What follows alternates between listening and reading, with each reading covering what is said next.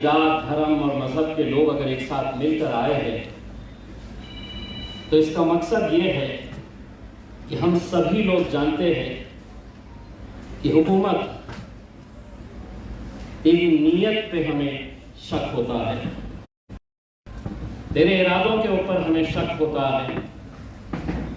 हम ये जानते हैं एक नया खेल खेलने के लिए हुकूमत फिर मैदान के अंदर आई है।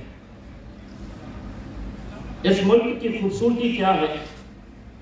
मैं तो हमेशा ये कहता हूं कि जहां पर सिख है, बुद्धिस्ट है, क्रिश्चियंस है, चर्मकार समाज के है, ट्राइबल्स है, बोहरी समाज है, शिया है, एससीज है, एसटीज है, ये सब एक साथ मिलकर आते हैं तो भारत देश बनता है। लेकिन क्या वजह है कि जब भी इलेक्शन करीब आता है, मैं तो ये कहता हूं कि इस हुकूमत से अगर पूरी दुनिया ने अगर कुछ सीखना चाहिए कि जाति धर्म और मजहब के नाम के ऊपर लोगों को बांटो, लोगों के बीच में दरारें और दीवारें पैदा करो और अपनी हुकूमतें चलाते रहो, अगर पूरी दुनिया को अगर किसी से सीखना है तो हमारी इस हुकूमत से सीखना चाहिए कि हम अपनी हुकूमत हासिल करने के लिए कैसे कैसे खेल खेलते हैं, कैसे साजिशें और कैसे षड्यंत्र रचे जाते हैं। और ये पहली बार हो रहा है ऐसा नहीं है। इलेक्शन आया तो कभी ट्रिपल तलाक के मुद्दे के ऊपर इलेक्शन लड़ा जाता है, कोई एक इलेक्शन आया तो हमारी बच्चियां नकाब पहनेगी, हिजाब पहनेगी या नहीं पहनेगी, इसके ऊपर इलेक्शन लड़ा जाता है। एक इलेक्शन आता है तो सीएए के नाम के ऊपर हमसे कागज दिखाने के लिए कहा जाता है। हमारे मरहूम, हमारे बाप दादाएं जो आज इस मिट्टी के अंदर खबरों से चीख चीख कर कह रहे हैं कि तुम मुझसे कागज मांग रहे हैं, यह खबर इस बात की गवाह है कि यह मुल्क मेरा भी है। इलेक्शन गया तो सीआईए, सीएए, एनआरसी भी चला जाता है। और अब इलेक्शन आ रहा है तो कोई हैरानी हमें नहीं है। यहां पर जितने भी लोग बैठे हैं किसी को कोई हैरानी नहीं है। हम जानते थे तुम्हारी नीयत, तुम्हारी मंशा, तुम्हारे इरादे क्या है। इस मुल्क को यूनिफॉर्म सिविल कोड की जरूरत नहीं है। इस मुल्क को यूनाइटेड यूनिफाइड कंट्री हम कैसा बना के रख सकते हैं, इसकी जरूरत है। लेकिन आज बहुत ही अफसोस के साथ ये कहना पड़ रहा है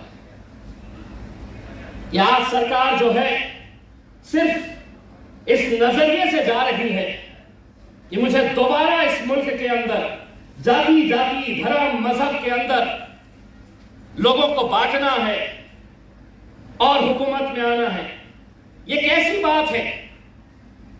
इस मुल्क के लॉ कमीशन, जो इस मुल्क के अंदर कानून क्या होंगे वो बनाने वाली लॉ कमीशन एक साल पहले कहती है कि यहां पर यूसीसी नहीं चाहिए, तो सरकार उन्हें शायद ये धमकाती है कि अगर तुम्हें यूसीसी नहीं चाहिए तो हमें लॉ कमीशन भी नहीं चाहिए, क्योंकि लॉ भी हम ही है, कमीशन भी हम ही है।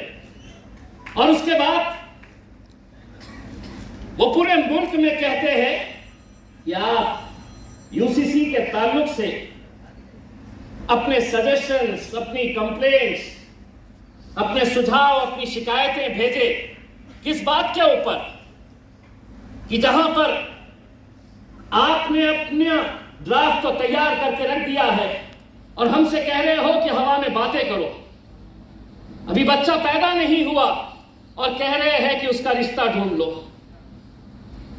ये कब तक चलता रहेगा? लेकिन आज अगर कोई ये समझ रहा है कि ये सिर्फ जैसा हमको हमेशा बार बार निशाने पर लाया जाता था, अब इस बार उन्होंने अपना दायरा और चौड़ा कर लिया है। इस बार ट्राइबल्स को निशाना बनाएंगे, क्रिश्चियंस को निशाना बनाएंगे, अलग अलग जाति धर्म के मजहब के लोगों को ये बताएंगे कि नहीं, इस मुल्क के अंदर अब हम जो कहेंगे वैसा चलेगा करके। दरअसल इनकी मंशा यह है कि ये यूनिफॉर्म सिविल कोड नहीं लाना चाह रहे थे, बल्कि मुस्लिम सिविल कोड लाना चाह रहे थे कि अब हम कहेंगे यहां के मुसलमानों को तुमको कैसा रहना है, कैसा जीना है, क्या करना है। एक फिल्म आई थी अमर अकबर एंथनी। इस मुल्क में अमर भी रहता, अकबर भी रहता, एंथनी भी रहता, लेकिन अब ये हुकूमत चाहती है कि अब इस फिल्म, अगर कोई फिल्म आएगी यहां पर, तो वो अमर अकबर एंथनी नहीं रहेगी, वो अमर अमर और अमर ही रहेगी। लेकिन हम आज हम सब की तरफ से एक पैगाम इस सरकार को देना चाहते हैं। ये मुल्क के अंदर इतने सालों से जो चलता आ रहा है वही आगे भी चलता रहेगा। यहां पर अमर भी रहेगा, यहां पर अकबर भी रहेगा और यहां पर एंथनी भी रहेगा और अपने हिसाब से रहेगा। बहुत बहुत शुक्रिया।